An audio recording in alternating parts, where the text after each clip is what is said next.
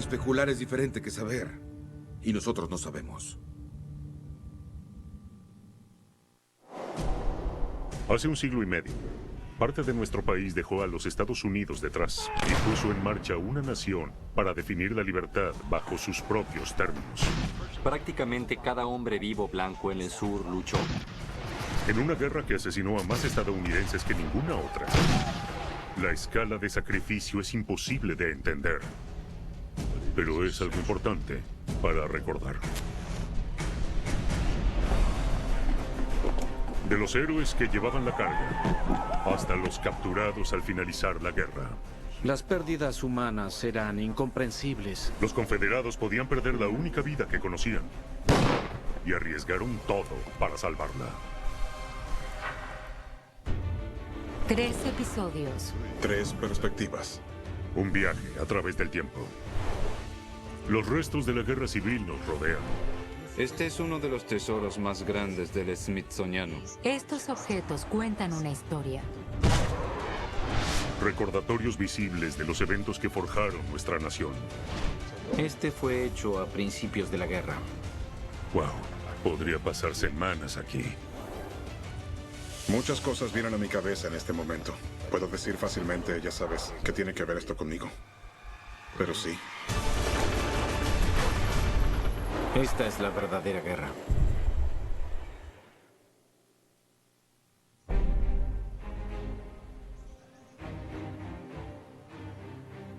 Hola, soy Trace Atkins. En mayo de 1862, mi tatarabuelo Henry Morgan se fue a la guerra con la infantería número 31 de Luisiana, dejando atrás a su esposa Ellen y a sus 2 hijos pequeños.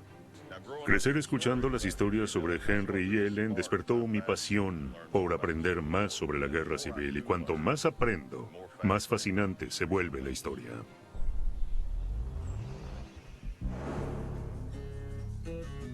Veamos a Jefferson Davis, por ejemplo. Él y su joven esposa Varina reinaron como pareja de poder en Richmond, Virginia, durante la guerra civil. Pero años antes del conflicto, apuesto que esta era una posición que no pretendían tener. Saber cómo se convirtieron en el presidente y la primera dama de los confederados requeriría de un viaje en el tiempo. Si en algún momento queremos comprender la guerra civil, creo que debemos ver más allá de los textos y pensar cómo era el mundo, cómo se sentían y cómo era para las personas que vivieron esa época. El sur de Estados Unidos era la 4ª economía más rica en el mundo. Varina Howell Davis creció en Natchez, Mississippi, hogar de algunas de las plantaciones más grandes y saludables del sur de los Estados Unidos. Solo el 3% de los sureños en 1860 vivieron como aquellos que habitaban Natchez. La mayoría era dueña de algunos esclavos o de ninguno. Pero la esclavitud afectó cada aspecto de la vida estadounidense, tanto la del sur como la del norte. Desde la economía, la política, las políticas extranjeras, la religión y la cultura se formaron por la esclavitud. El desafío para nosotros, tomando en cuenta nuestras opiniones sobre la guerra civil, es darnos cuenta de que la esclavitud no es la causa, es el factor principal que influyó en su mayoría sobre el siglo XIX y la guerra civil. El sur producía alrededor de 2/3 del suministro global de algodón, a través del trabajo de esclavos. El algodón era el petróleo del siglo XIX. Era la mercancía en la que A, el sur tenía el monopolio, y B, era requerida por cada empresa industrial en el mundo en ese momento. Así que si controlabas el algodón y la mano de obra esclava que podría producir algodón, estabas en el centro mismo de la economía mundial. Abraham Lincoln se oponía a la expansión de la esclavitud a nuevos territorios, que amenazaban los estados del sur hasta en lo más profundo. Si el sur no encontraba una forma de ofrecer tierras a todos los hombres blancos, su civilización impresionaría. Tan pronto como Lincoln fue elegido, el sur se vio realmente en aprietos. El 20 de diciembre de 1860, Carolina del Sur se separó de la Unión. Lincoln no fue seleccionado por el voto popular. Ganó el voto del colegio electoral y por eso el sur discutió que él había ganado el norte, pero no la elección del sur. Uno por uno, otros estados siguieron los pasos de Carolina del Sur. El sureño blanco hubiera dicho, todo lo que queremos hacer es crear una nación para asegurar que controlamos nuestro destino. Luchamos para preservar los derechos de la independencia y los de la propiedad.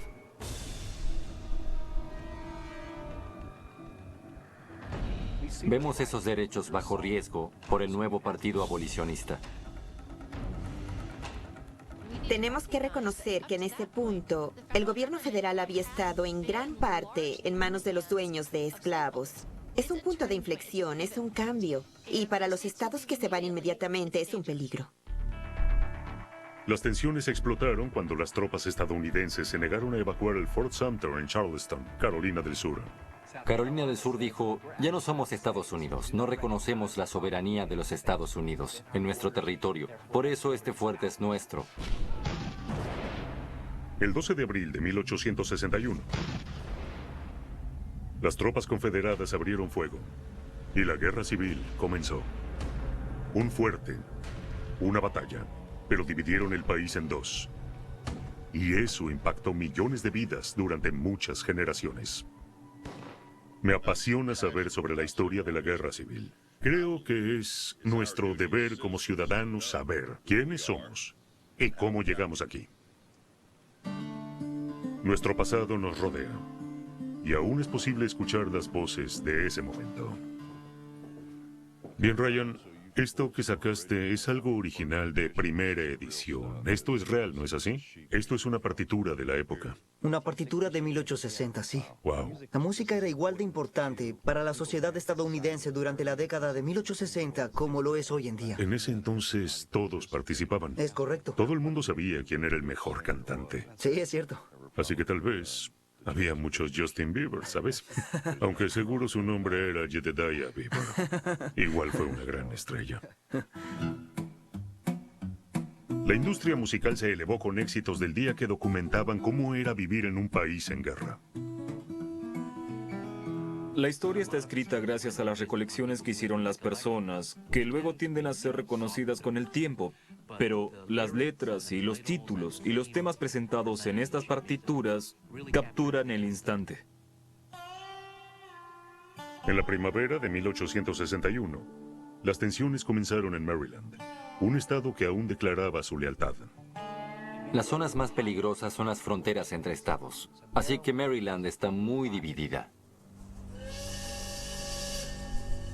El 19 de abril, reclutas de la Unión que viajaban de Massachusetts hasta Washington, D.C., fueron detenidos para cambiar de trenes en Baltimore, Maryland. Un grupo de confederados leales bloquearon su ruta como forma de protesta. De pronto los insultos se convirtieron en rocas y eventualmente comenzaron a disparar. Y luego las tropas de Massachusetts, absteniéndose durante mucho tiempo, abrieron fuego contra la multitud matando a varias personas. 4 soldados y docenas de civiles murieron ese día. El nativo de Maryland, James Ryder, estaba horrorizado de saber que uno de sus amigos había muerto en manos de las tropas de la Unión. Él estaba indignado porque su ciudad natal había sido el escenario de una terrible masacre.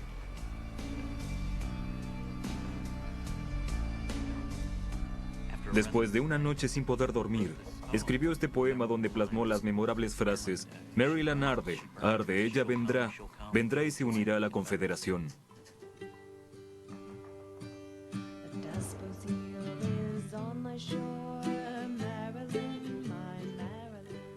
Es una canción que le suplica a Maryland que se una a la Confederación y así enmendar los daños por lo que estaba sucediendo. Aún cantan esta canción en los partidos de fútbol americano en universidades de Maryland, ¿cierto? Sí, sí. No tenía idea de que esta canción en realidad era una súplica de alguien pidiéndole al Estado que sesionara. Es la canción del Estado. Pero te apuesto a que muchos cantan esta canción actualmente sin saber por Sí, qué es fue cierto. escrita. Se refiere a los tiranos, al déspota, ya sabes, al que invadió las tierras de Maryland y que intenta hacer cumplir la voluntad federal. Así es como todavía vive la guerra civil. Venga la sangre patriótica que corre por las calles de Baltimore. Están hablando de los disturbios. Exactamente. Las personas realmente esperaban que este tipo de derramamiento de sangre en sus calles sería la gota que los haría ver la luz, y eso podría haber cambiado la guerra considerablemente. Como resultado, por supuesto, Maryland nunca se unió al sur. Para el 8 de junio de 1861, 11 estados habían sesionado, defendiendo las fronteras de los Estados Confederados de Estados Unidos. Las líneas de batalla habían sido marcadas.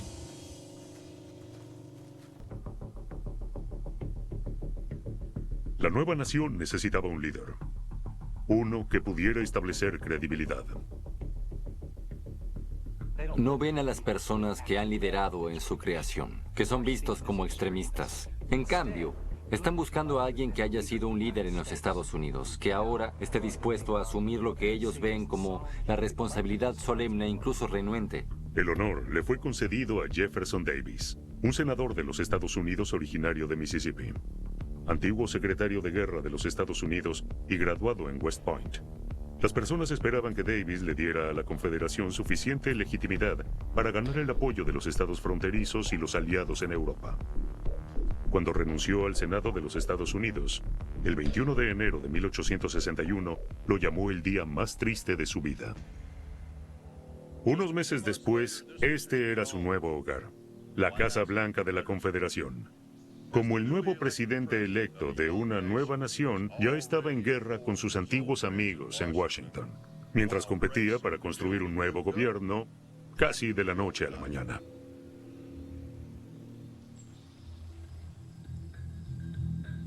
Para los sureños, el cambio fue igual de abrupto.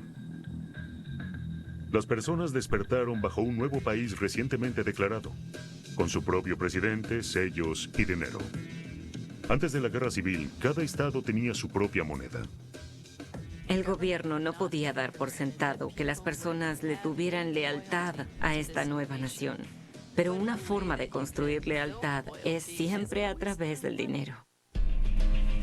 La única moneda confederada ataría a los ciudadanos a esta nueva nación a través de sus bolsillos. Pero en 1861, el sur no podía fabricar su propio dinero. En su lugar, dependían de los simpatizantes y oportunistas del norte.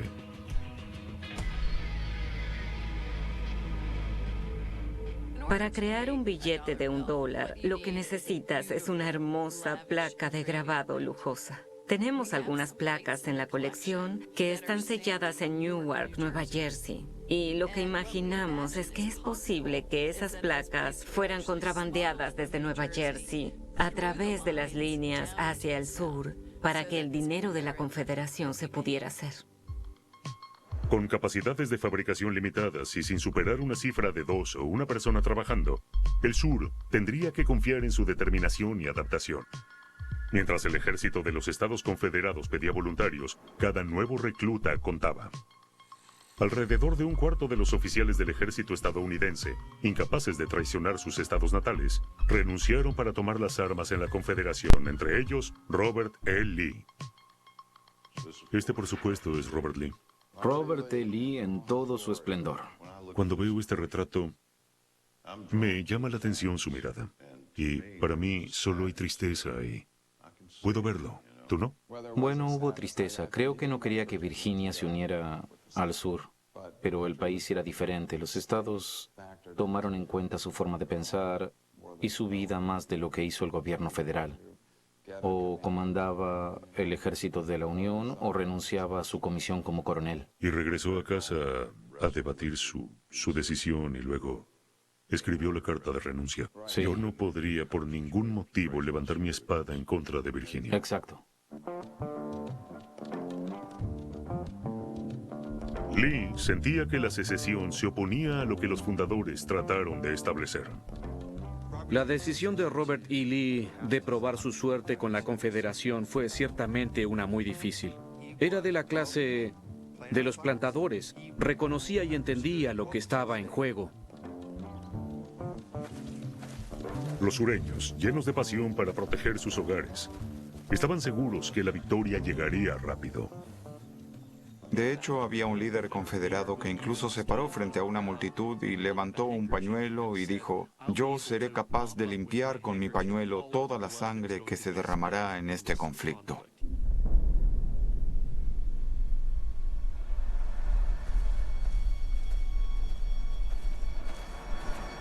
En julio de 1861, los dos ejércitos se enfrentaron en Manassas, Virginia, a tan solo 48 kilómetros de Washington, D.C.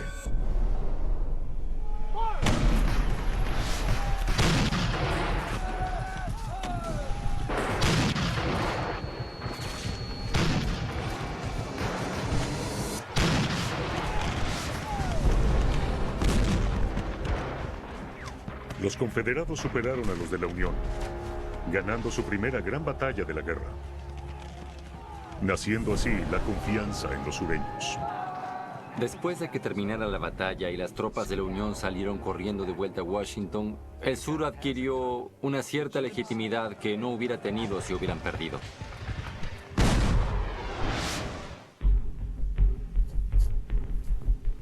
Más de la mitad de los jóvenes soldados confederados eran granjeros, como mi tatarabuelo, quien nunca había salido antes de casa.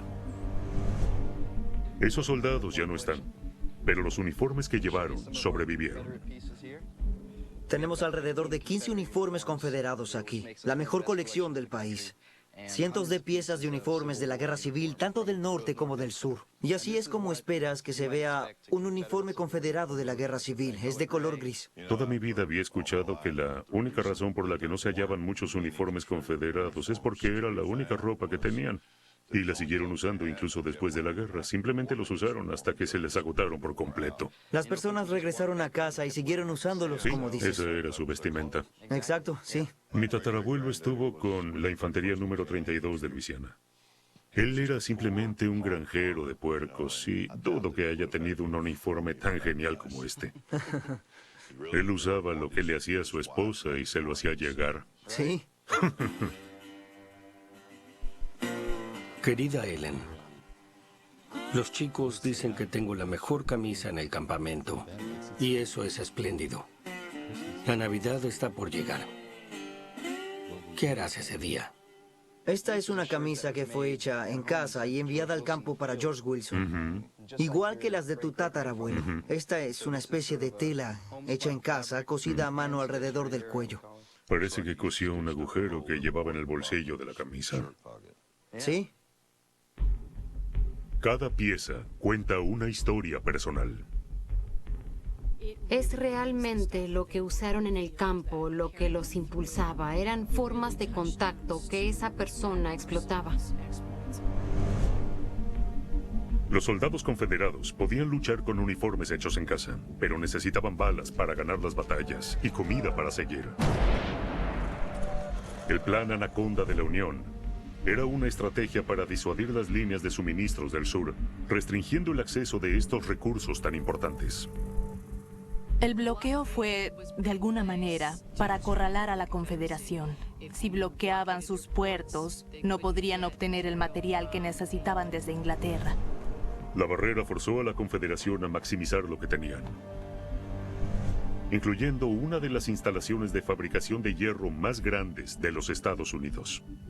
Con el bloqueo de la Unión afectando las importaciones, la fábrica Tredegar Iron Works en Richmond se convirtió en el activo más estratégico de la Confederación. Cientos de empleados trabajaban día y noche para producir artillería. Pero nadie puede hacer cañones sin hierro. Navíos llenos de hierro, armas y otros suministros intentaron evadir el bloqueo. Pero muchos no lo lograron, incluyendo uno que llevaba 56 kilos de plomo destinado a ser fundido para crear municiones. Su lugar de origen era Liverpool, Inglaterra. Muchas de las embarcaciones del sur son construidas en realidad en Liverpool. Muchas de las armas que los confederados usaron eran de Inglaterra también. Así que Inglaterra se puede ver cínicamente que quería que continuara esta guerra. En 1862, el bloqueo llegó hasta Nueva Orleans, Luisiana. Y las tropas de la Unión, lideradas por el general Benjamin Butler, tomaron el control. Butler llegó hasta Nueva Orleans y confiscó placas de grabado que envolvía y enviaba a Washington. Es como un acto de victoria donde envías un recuerdo a casa para decir que conquistaste a estas personas. Las leyes de Butler eran tiránicas. Incluso ejecutó a un civil que se atrevió a llorar en una bandera de la Unión. El general ofendió tanto a los sureños que las mujeres decidieron luchar de formas creativas y poco saludables. Butler se vengó con un mandato muy sorprendente. Butler emitió un decreto que establecía que las mujeres jóvenes de Nueva Orleans que no se pudieran comportar o ser respetuosas con sus soldados serían sometidas a un arresto como si fueran prostitutas. Esto fue una terrible indignación contra la feminidad sureña en todo el sur. De hecho, Butler fue apodado Butler la Bestia y se convierte en uno de los comandantes de la Unión más odiados por los sureños blancos. Aunque Butler pudo haber insultado la dignidad de las mujeres en Nueva Orleans, contra toda probabilidad, el sur estaba ganando en el campo de batalla. En el otoño de 1862 encontrábamos mucha moral entre las tropas confederadas. Es impresionante cómo el sur, en un periodo de meses, creó de la nada una nueva nación con un ejército poderoso. Luego del triunfo en la segunda batalla de Bull Run en Manassas, Virginia, Robert Lee avanzaba hacia el norte en búsqueda de conquistar suelo enemigo.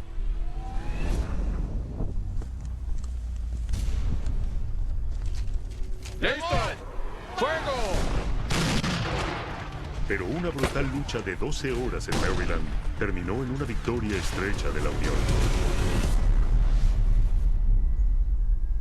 La batalla de Antietam, en Sharpsburg, Maryland, sigue siendo el día más sangriento sobre el suelo estadounidense.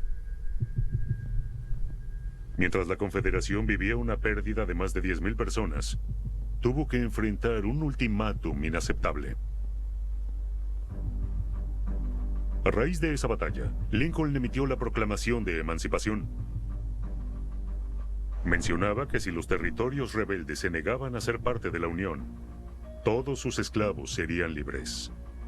La aceptación igualaría la derrota.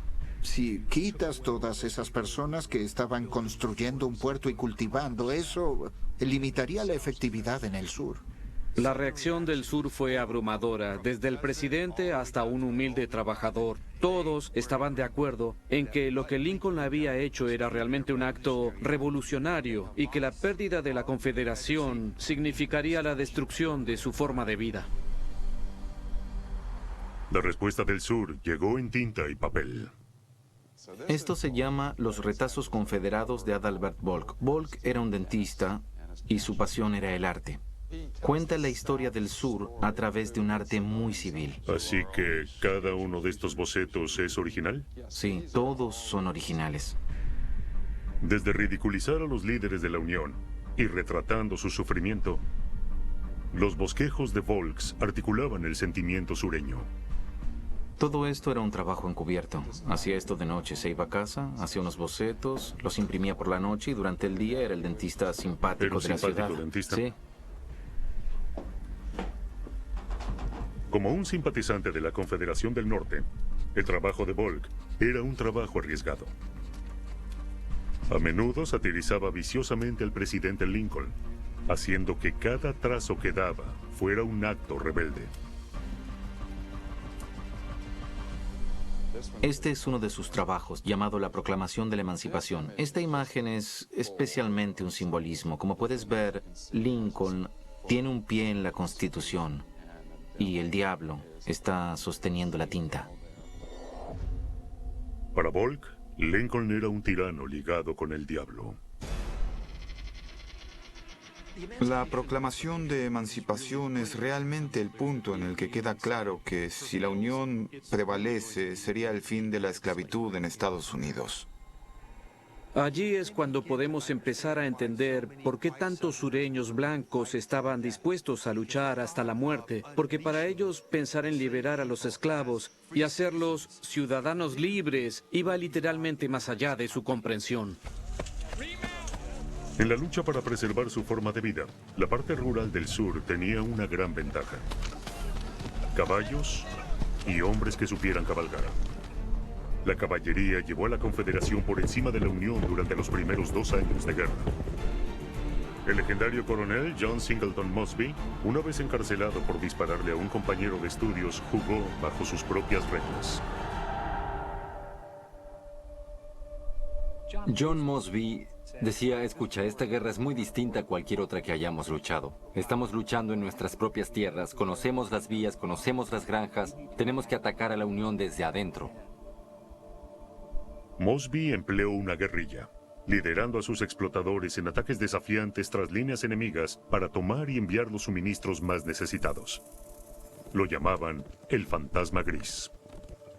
Podía infiltrarse, irse rápidamente y nunca fue atrapado.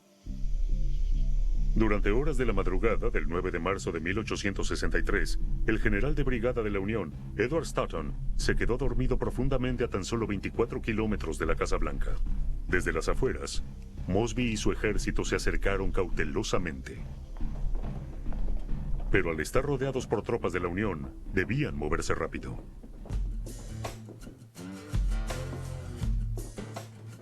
Stoughton estaba roncando y Mosby entró hasta la habitación. Le quitó las sábanas y lo golpeó por la parte trasera de la cabeza. Stoughton le preguntó a Mosby, ¿sabes quién soy? Y Mosby le respondió, ¿usted sabe quién soy yo? A la mañana siguiente, el Fantasma Gris había capturado a un general de brigada, 2 capitanes, 30 soldados y 58 caballos, todo sin un solo disparo. Aparentemente Abraham Lincoln dijo, bien, puedo crear más generales de brigadas, pero no puedo hacer más caballos. El comandante de Mosby, el general Jeb Stuart, emitió un comunicado especial, llamando a la audaz incursión como una hazaña sin precedentes dentro de las tropas enemigas. Jeb Stuart era muy extravagante, usaba plumas en su sombrero, tenía una barba muy poblada, él encarnó la forma en que el sur blanco quería imaginarse a sí mismo. El caballero, a caballo, literalmente corriendo en círculos alrededor de los yanquis. Wow, podría pasar semanas aquí.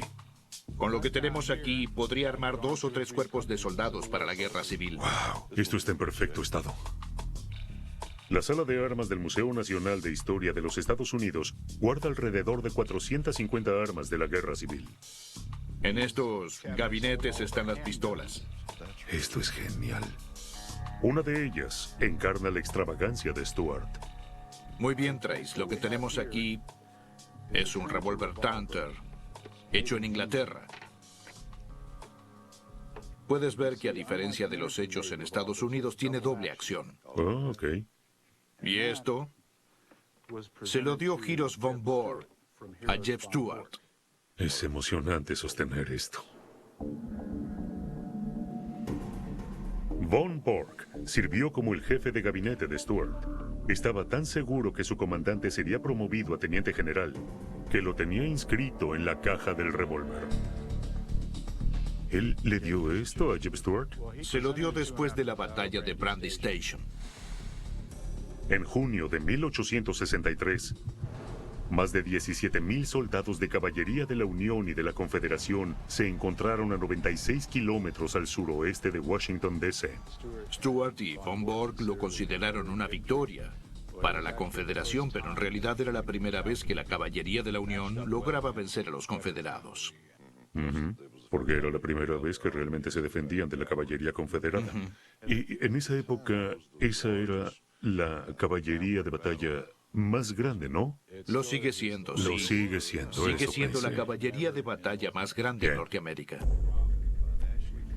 Con la caballería de la Unión manteniendo su posición, el mejor activo de los confederados disminuía. Y en el frente, los civiles sureños luchaban sus propias batallas para sobrevivir. Ambos ejércitos destruyeron cultivos y los precios de los alimentos aumentaron. Muchos enfrentaron la hambruna. Muchas de las cartas de mi tatarabuelo mencionan la comida, especialmente la poca comida que había en el campo o lo mala que era. Gracias.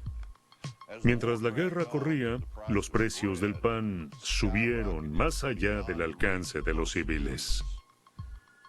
Muchas de las mujeres en Richmond y en otras ciudades del sur organizaron disturbios de pan en protesta.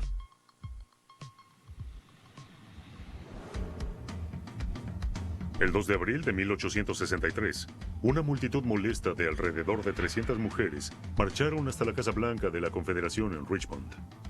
Se dirigen a la mansión donde se quedaba Jefferson Davis y le hacen una petición. Ellas dicen, tú estás luchando esta guerra, pero le estás dando la espalda a los ciudadanos de este país.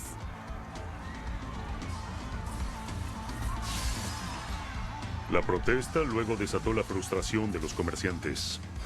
Tomaron hachas, tomaron palos, rompieron las ventanas, entraron y se llevaron sus bienes. Mientras la guerra seguía en 1863, hay una evidencia amplia de disidencia a través del sur.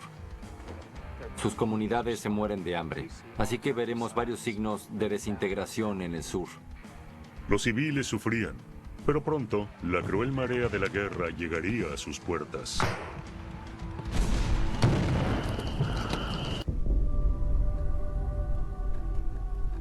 Hoy es un día muy caliente.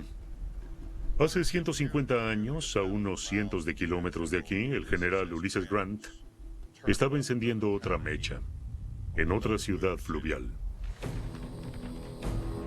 Para 1863, el puerto comercial de Vicksburg fue uno de los últimos puntos confederados del río Mississippi.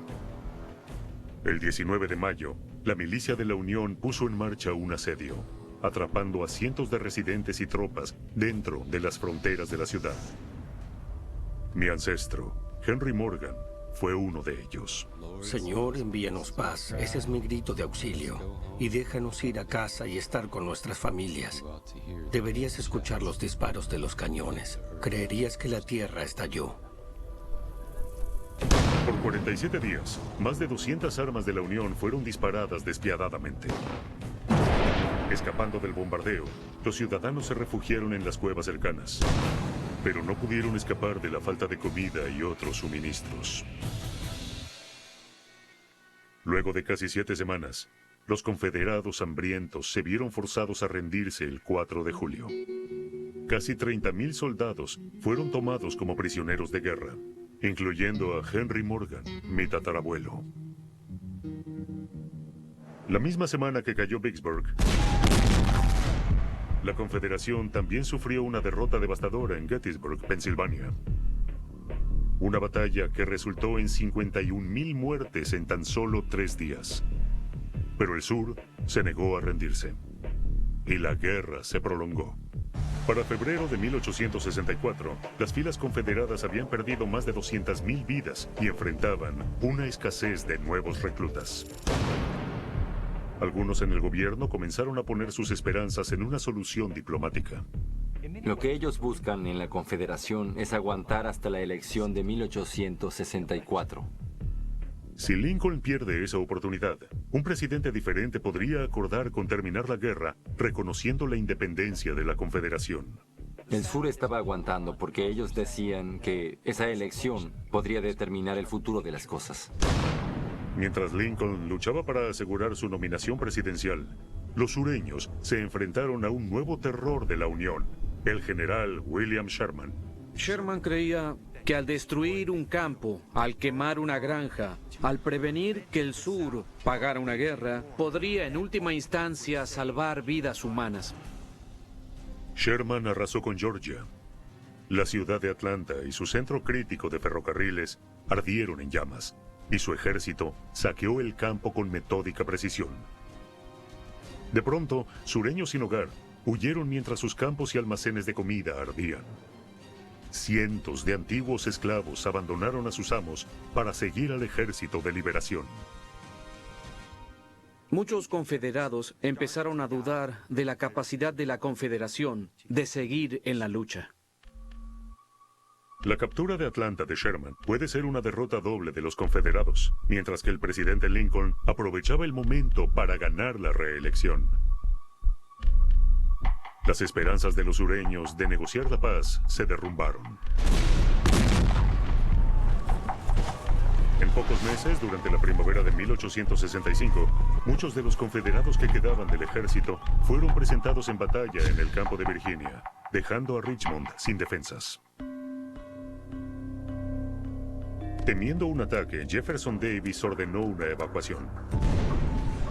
Los confederados que huyeron quemaron los documentos del gobierno para evitar que cayeran en manos de la Unión. Pero el incendio se salió de control. Lo que la gente recuerda no es solo el humo y el fuego, sino los papeles volando por todas partes. En la calle había solo papel, papel y más papel. La mayoría del papel era dinero. Con la ciudad Capitolio en cenizas, la Confederación enfrentó una derrota. Su ejército, desesperado por obtener suministros, avanzó hasta un pequeño pueblo llamado Appomattox, Virginia. ¿Qué estamos viendo aquí? Este es uno de los tesoros nacionales aquí en el museo. Esta es la bandera de tregua usada en Appomattox. ¿De verdad? Sí. ¿Usada por quién? Esta fue usada por el capitán Sims y estaba enviando un mensaje para empezar a negociar los términos de rendición. Al ordenar este simple retazo de tela, las esperanzas de una nación soberana se disolvieron. No he visto que les den banderas de rendición a las tropas No. militares. Y él compró algunas toallas en Richmond antes de dejar la ciudad. Y todo el mundo se dio cuenta lo importante que era esto, que es lo que lo salvó. Un sujeto tenía una toalla blanca y resultó ser la bandera que usaron para negociar la rendición de la Confederación. ¡Wow! Esto es asombroso. 9 de abril de 1865. Con mucho pesar, el general en jefe confederado, Robert Lee, se rindió. Tomaría 7 semanas para lograr completamente un alto al fuego, pero en teoría, la guerra había terminado. A cambio de sus armas, las tropas confederadas recibieron libertad condicional, prometiéndoles volver a casa sin ser perseguidos. Appomattox es muy significativo, pero muchas de las razones que causaron la guerra, en primer lugar, seguían cocinándose por debajo. Los soldados confederados marcharon a casa en un mundo diferente. Hubo muchos sureños que estaban físicamente devastados, destrozados. Ellos se dieron cuenta que el futuro, ese que siempre habían pensado que heredarían, se los habían arrancado. En Washington, D.C., la mayoría de las personas celebraban que el fin de la guerra se acercaba. Pero un grupo de simpatizantes de la Confederación hicieron un último esfuerzo para derrocar al gobierno de la Unión.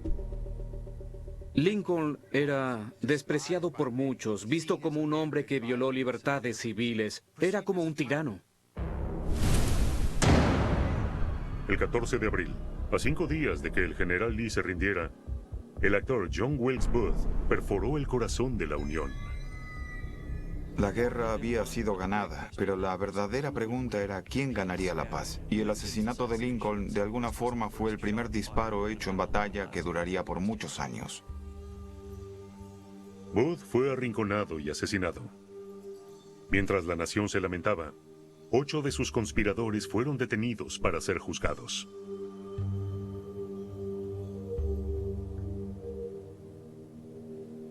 Wow, esto es algo macabro. Por llamarlo así. ¿Qué estamos viendo aquí? Estas son capuchas de prisión de los conspiradores de Lincoln.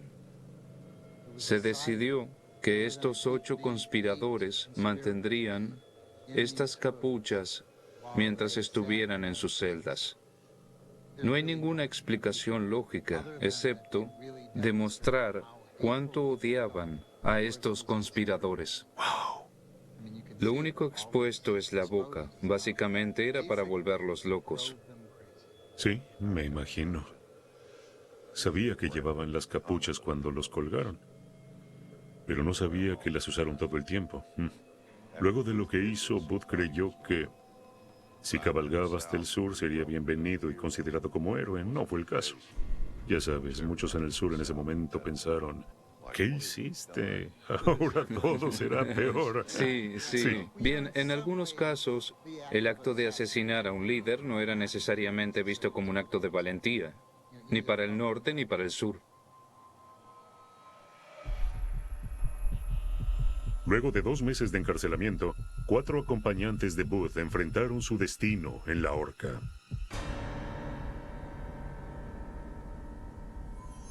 La muerte dejó una huella en todo el sur. 1 de cada 5 soldados confederados han muerto. Alrededor de 260,000 hombres. Muchos más sufrieron graves heridas.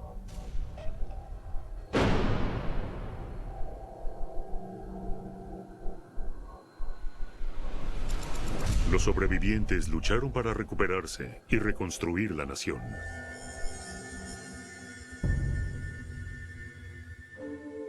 Aunque nunca fue acusado de traición, Jefferson Davis fue encarcelado por 2 años. Perdió su hogar, su fortuna y su ciudadanía. Marina tenía apenas 18 cuando se casó con el viejo Jefferson de 36 años. Juntos vivieron un inesperado ascenso al poder. Luego, su destino fue caer en desgracia. Davis no fue el único hombre que perdió su lugar en el mundo. Por todo el sur, los antiguos dueños de esclavos enfrentaron la realidad posguerra, que era completamente diferente. El sur se destruyó, pero podía ser reconstruido. La esclavitud nunca podía volver. Las bases de esa gran cosecha desaparecieron. Las personas no sabían exactamente qué era la sociedad o cuál era su lugar en la sociedad, porque el mundo había cambiado por completo. Eras como un amo sin esclavos.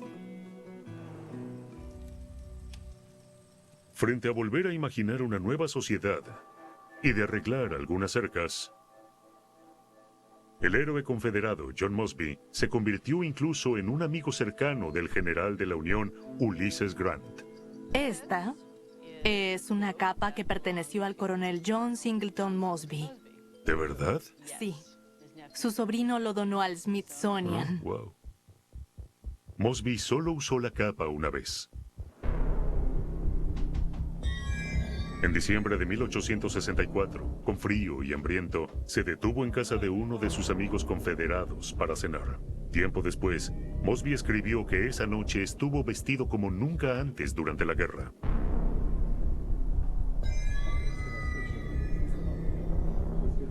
Su cena fue interrumpida por el sonido de una caballería aproximándose. ¿Qué fue eso? La caballería federal llamó a su puerta y le dispararon. Mosby fue dado por muerto, pero sobrevivió a sus heridas. Esa noche fue la primera y última en usar esa capa. Luego de la guerra, solo buscaba la reconciliación. Y la mayoría en el sur no estaba de acuerdo. Esta es una gran pieza. Fue una de las figuras más importantes de la Confederación. Eso tiene mucha particularidad y buenas historias. Eso es parte del personaje sureño, ¿cierto? No me Buenas hagas historias. comenzar porque soy un poco parcial.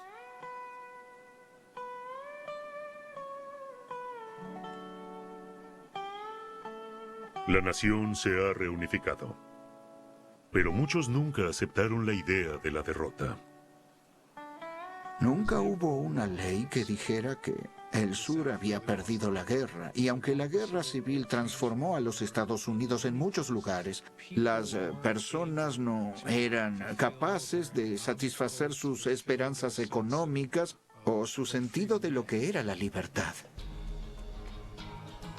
Por muchas generaciones, nuestras historias sobre la guerra civil, sus héroes y villanos, sus momentos de triunfo y sufrimiento, demuestran la dificultad para sanar que tiene una nación quebrada. Creo que es muy desafiante para nosotros entender porque muchas de las razones que dieron lugar a la guerra civil siguen dividiendo a nuestro país hoy en día. Al final, fue una guerra para lograr una nación democrática, una lucha por la libertad y las ideas que cambiaron la Constitución de los Estados Unidos. Los objetos que quedaron de ella cuentan historias que forman esta nación. No aprendemos como individuos, al menos que entendamos las lecciones del pasado. Para mí el objeto más común, ese que ha sido pasado de generación tras generación, demuestra que la humanidad no olvida a las diferentes personas a las que ha llegado. La historia de mi tatarabuelo no tiene un final muy agradable.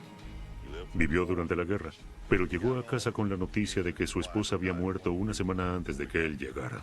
No puedo imaginar lo que pudo haber vivido ese día y los años que le siguieron. Esa es solo una pequeña historia. Este monumento sirve como recordatorio de los 18,000 soldados confederados que enterraron aquí. E incluso eso es una pequeña fracción de las muertes que hubo en ambos bandos. Es muy difícil comprender la magnitud del sacrificio que hubo en esa guerra. Pero creo que eso es algo importante que debemos recordar.